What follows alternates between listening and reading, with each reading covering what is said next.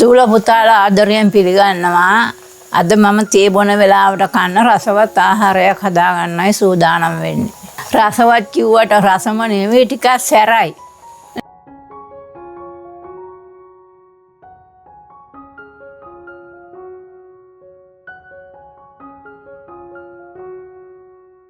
අපි එනම් ඒකට අවශ්‍ය දේවල් මොනවද කියලා බලමු. අවශ්‍ය දේවල් අවු මිරිස් ටිකක්, කුරුඳු පොතු කෑල් ටිකක්, ඉඟුරු බිත්තර දෙකක්, රට ලුණු ගෙඩි දෙකක්, සුදු ලුණු ගෙඩි 5ක්, මේ සැමන් ටිකක්, සැමන් නැත්තම් මාළු දැම්මත් කමන්නේ. කරපුංචා, රසපදමට ලුණු, ගම් මිරිස්, කෑලි මිරිස් කුඩු, සෑන්ඩ්විචස් පාන්, බිස්කට් කුඩු. ඊට අමතරව අල ඕනේ. අල අපි මේ ලිපේජ් කියලා තියෙන්නේ තැම්බෙන්න.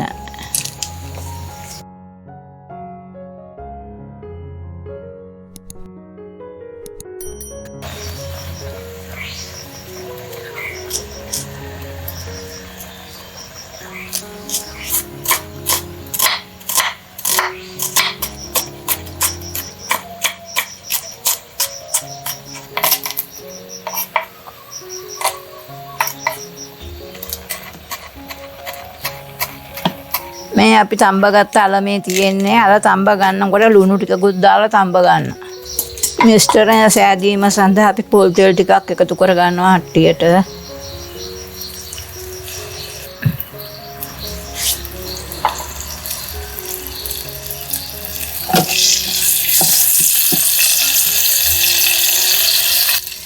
සුදු ලුණුයි, ඉඟුරුයි, කුරුඳු පොතුයි එකතු කරගත්ත තෙම්පරාදුවට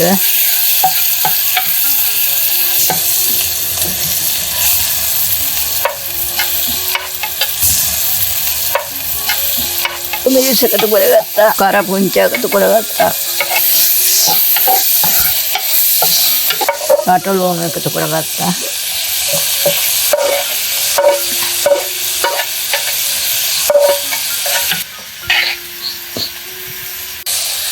තඹගත් අල ඉෂ්ට කරනවා.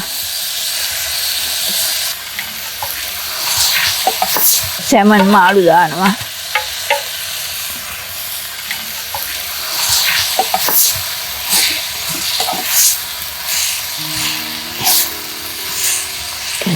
දැන් මේ විදියට තලාලා මෙහෙම පොඩි කරගන්න.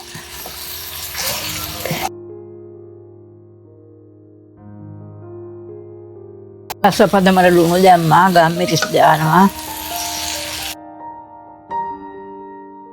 මිරිස් එකතු කරනවා. පොඩ්ඩක් මිරිස් ටිකයි.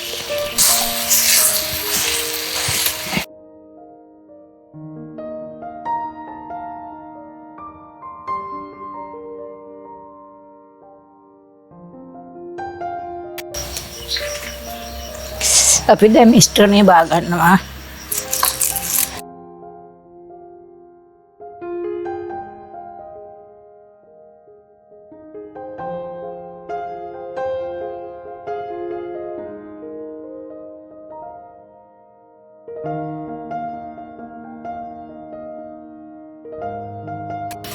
සෑන්ඩ්විචස් පාන් මෙන්න මේ විදියට වටේ කපා ගන්න.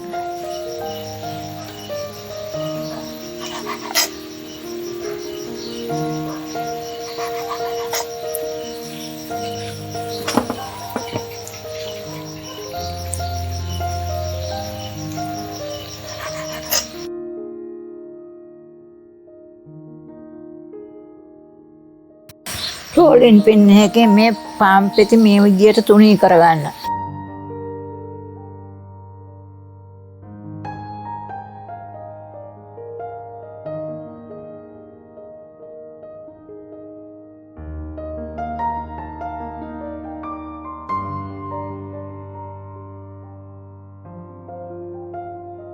ඊට පස්සෙ සාදාගත් මිශ්‍රණේ සෑන්ඩ්විචස් එකට මේ විදියට දාගන්න.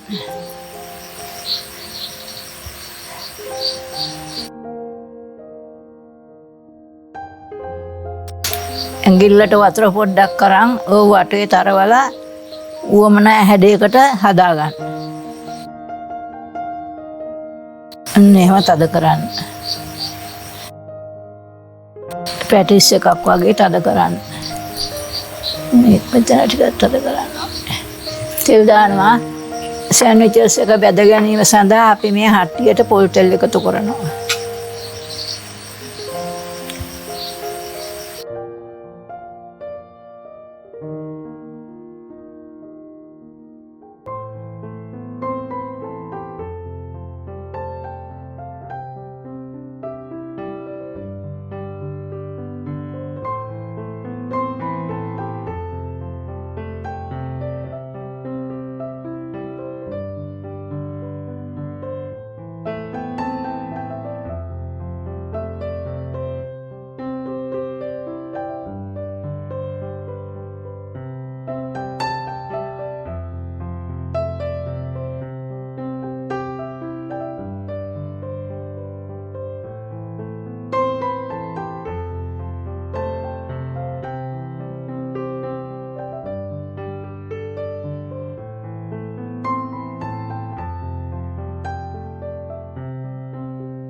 මේ හදාගත්ත සැන්ඩ්විච් බිත්තර සාරුවකට දාලා බිස්කට් කුඩු තරවලා තෙලට දාන්න.